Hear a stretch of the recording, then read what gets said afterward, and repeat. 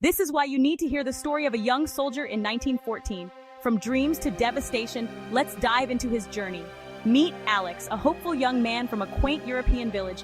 He dreamt of love, adventure, and a future full of promise. But in 1914, the assassination of Archduke Franz Ferdinand set the world ablaze. Drafted into the war, Alex found himself on the front lines, facing the sheer horror of trench warfare.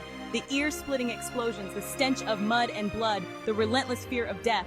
But amidst the chaos, there was camaraderie, brothers in arms, bound by survival.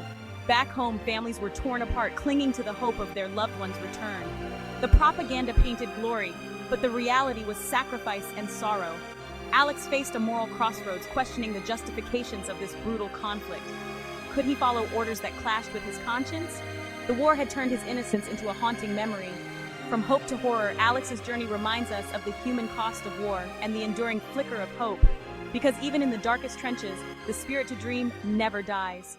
What's something people don't know about the Punic Wars? These wars were a colossal clash that shaped the ancient world as we know it. The Punic Wars, a trio of epic conflicts between Rome and Carthage, redefined ancient history. Both empires were vying for dominance, leading to fierce battles and legendary strategies. Rome and Carthage faced monumental challenges. Territorial expansion was the name of the game. But military strategy and resource allocation? Those were the real game changers.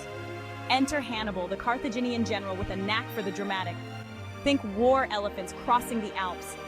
On the Roman side, you had Scipio Africanus, a tactical genius who would not be outdone. The climax, the Battle of Zama, a showdown where Scipio outmaneuvered Hannibal, sealing Rome's fate as the dominant power.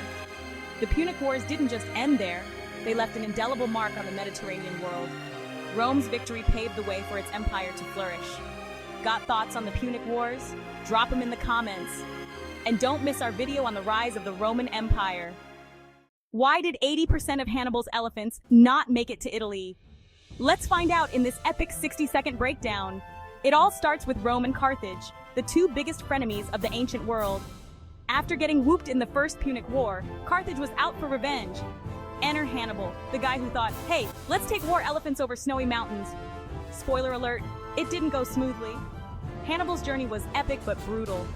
Picture this: freezing Alps, hostile tribes, and yep, elephants slipping on ice. Only a handful of those poor pachyderms made it through. But Hannibal wasn't done. He hit Rome with some major wins, like the Battle of Cannae. Imagine 50,000 Romans getting their butts kicked in one day. Rome was shook, but they bounced back, thanks to Scipio Africanus. Scipio took the fight to Carthage, forcing Hannibal to rush home. The epic showdown at Zama ended with Rome victorious and Carthage humbled. So what did we learn? Always have a plan B when using elephants in warfare. Catch you later, history buffs.